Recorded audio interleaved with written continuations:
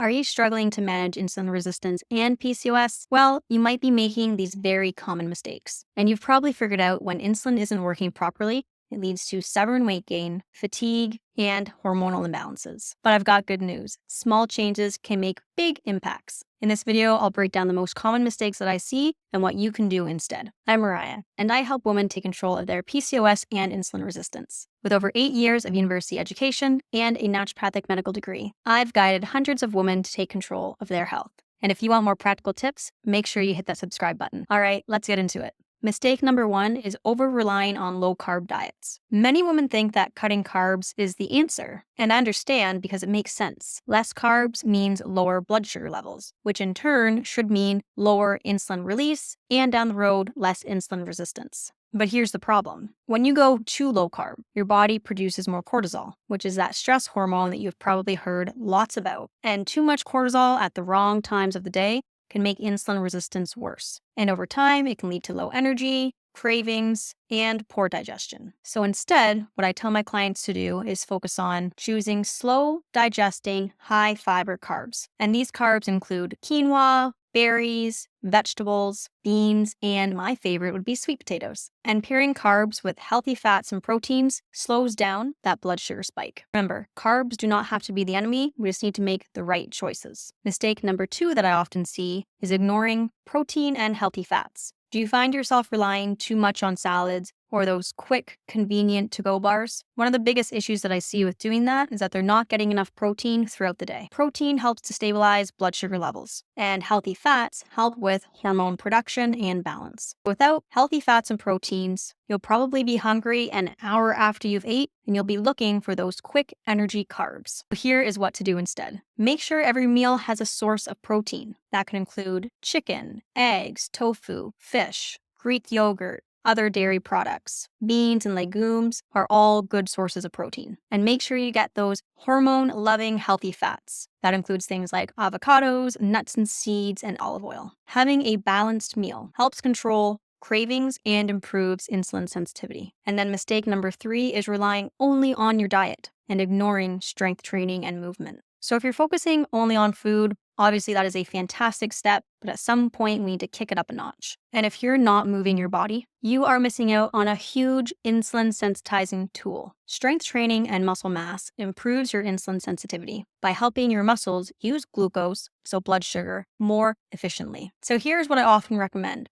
If you can do 1 to 3 days of strength training per week, and this could just start out with body weight exercises, using resistance bands, or potentially lifting weights as well, that's going to be a huge step in the right direction for improving your insulin resistance and PCOS symptoms. And please do not worry about getting too bulky. It is very difficult for a woman to put on muscle mass in the first place, and the muscle mass that you do eventually build is going to really support your metabolism and your hormones. And even just small workouts can drastically improve your blood sugar control. And then mistake number 4 is not getting enough daily movement. So if you go to the gym, but then sit all day, then that's part of the problem too. Even if you exercise for an hour, but you're sedentary the rest of the day, that's still going to affect your insulin resistance in a very negative way. And we don't have to be crazy with counting steps. If you go for a 10-minute walk, it will get you around 1,000 steps. So if you can incorporate 10 to 15 minutes per day after meals, on a lunch break, when you're on a call with a friend, or cruising social media, taking a 10-minute walk can drastically improve your blood sugar levels. So remember, small movements throughout the day matter just as much as structured workouts. And then mistake number 5 is not managing stress and trying to improve your sleep. So maybe you're someone who's doing everything right. You have your diet down pat, you have your exercise down pat, you're moving every day, but your stress and your sleep, not exactly ideal. The bad news is that your insulin resistance is not going to improve as quickly or easily if you do not manage your stress and your sleep. Chronic stress raises your cortisol levels, which in turn increases your blood sugar levels and increases insulin resistance. And we know that poor sleep affects your hunger hormones, which then leads to more sugar cravings and unstable blood sugar, and makes you make unhealthy choices. So some simple things that you can do to start improving your stress and sleep: doing any type of breathing exercise, whether it's box breathing or numbered breathing. If you look up on other YouTube videos, there are many tutorials to teach you how to use breath to improve your stress management. You could also try meditation, prayer, journaling, and one of my favorites is actually gratitude journaling, so make sure you look into that.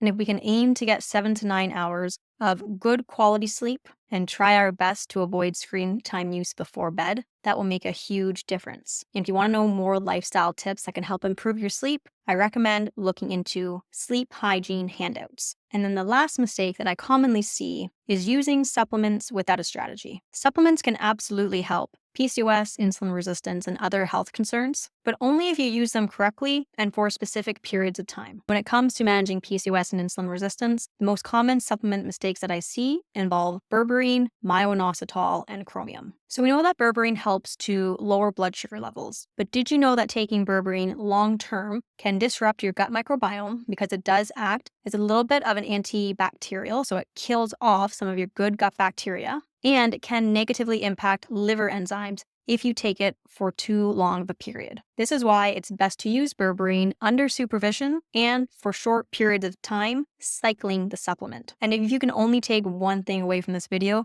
it is do not use berberine for long periods of time. And then the next supplement is myo-inositol. So inositol is absolutely beneficial for improving ovulation, improving hormone regulation, and improving insulin resistance and blood sugar levels. However, if you've taken it for a long time, but you haven't been tracking your insulin resistance levels, your blood sugar levels, you might not actually need it anymore if you have corrected it. And although myo-inositol is a pretty good price supplement, if you don't need it, why continue taking it? And the other thing with myo-inositol is there's different forms of it.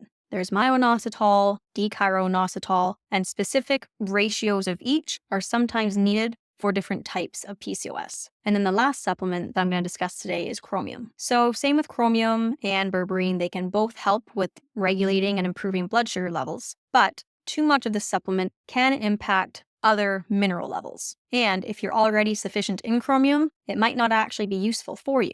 And this is because a lot of the research on chromium and improving blood sugar balance and regulation was actually in countries where they were known to have a chromium deficiency. And that's often not in North America. So here's what to do instead. Make sure that if you go on supplements, it's specific to you and it's based on your blood work or your symptoms, and you're working with a professional that is very well versed in PCOS, insulin resistance, and supplements. And always remember, supplements should support you, but they should not replace the foundations that we spoke about earlier, which is diet, lifestyle, stress management, and improving sleep. Thanks for watching, and I'll see you in the next video.